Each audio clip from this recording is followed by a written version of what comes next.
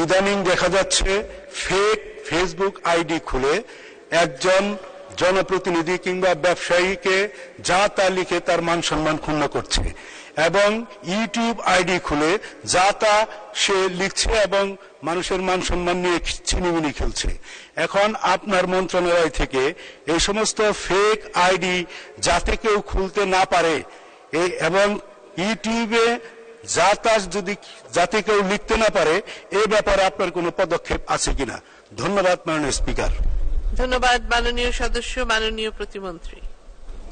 ধন্যবাদ মাননীয় স্পিকার। মাননীয় স্পিকার, আপনার মাধ্যমে মাননীয় সংসদ সদস্যকে ধন্যবাদ জানাই। এটি শুধু বাংলাদেশের নয়, সারা বিশ্বের প্রত্যেকটি দেশেরই সমস্যা, যেখানে এই সোশ্যাল মিডিয়া, নিউ মিডিয়াতে এই ধরনের মিসইনফরমেশন এবং এই ধরনের ফিশিং, মাস্কিং, এই ধরনের অপরাধ করা হচ্ছে, অপপ্রচার, গুজব ছড়িয়ে অনেকে প্রাণহানি হচ্ছে, অনেকে আত্মহত্যার পথ বেছে নিচ্ছে। আমাদের যারা মাননীয় সংসদ সদস্য বা রাজনৈতিক নেতৃত্ব আছেন, তাদের বিরুদ্ধে তো অপপ্রচার হয়ই, অনেক সময় কিন্তু আমাদের ছাত্রী বোন, সন্তানদের, কন্যাদের, তাদেরও কিন্তু অনেক ধরনের ডিপ ফেক ভিডিও কিংবা ইমেজটাকে প্রসেস করে ফটোশপে কাজ করে এমন অনেক ধরনেরই অপপ্রচার বা মানহানিকর, আক্রমণাত্মক কন্টেন্ট সোশ্যাল মিডিয়া ছড়িয়ে দেওয়া হয়, যার জন্য কিন্তু অনেক ছাত্র ছাত্রী, কিশোরীদেরকে জীবন পর্যন্ত দিতে হয়েছে। তো সেই ক্ষেত্রে কিন্তু প্রয়োজনে এবং সময়ের তাগিদে আমরা সাইবার সিকিউরিটি অ্যাক্ট প্রণয়ন করেছি, এবং যে কোনো কেউ যদি ক্ষতিগ্রস্ত হয় তাহলে সে আইনের আশ্রয় গ্রহণ করতে পারে, তার বিরুদ্ধে আইনগত ব্যবস্থা গ্রহণ করতে পারে।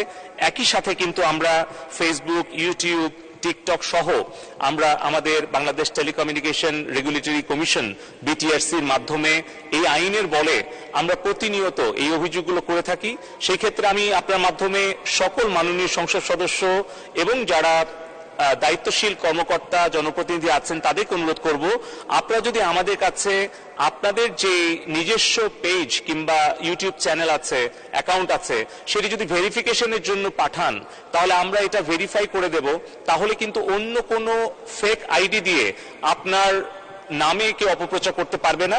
পাশাপাশি আমরা ফেসবুক, ইউটিউব সহ টিকটক, অন্যান্য সোশ্যাল মিডিয়াকে নিয়মিতভাবে অভিযোগগুলো পাঠাই, যাতে এই প্ল্যাটফর্মটা মাল্টিন্যাশনাল, তাদের কিন্তু বর্তমানে বাংলাদেশে কোনো অফিস রেজিস্ট্রেশন করা নাই। এটা আমরা বারবার বলছি, এই কারণেই কিন্তু পার্সোনাল ডেটা প্রোটেকশন অ্যাক্টটা প্রণয়নের উদ্যোগ নিয়েছি, যাতে বাংলাদেশের কোনো ব্যক্তির বা প্রতিষ্ঠানের কোনো তথ্য উপাত্ত যাতে সেই নাগরিকের অনুমতি ছাড়া কোনো প্রতিষ্ঠান যেন সে দেশের বাইরে না নিয়ে যেতে পারে, এবং সে যাতে তার অনুমতি ছাড়া অপব্যবহার করতে না পারে। তো আমি আবারও অনুরোধ করব সবাইকে, তারা যেন ভেরিফাই করে নেন, এবং পাশাপাশি আমাদেরকে অভিযোগ করলে আমরা এর বিরুদ্ধে শক্ত ব্যবস্থা নিব এবং তাদেরকেও বাধ্য করব যাতে তারা নিজেরাও এই ধরনের ব্যবস্থাটা গ্রহণ করে। ধন্যবাদ মাননীয় স্পিকার।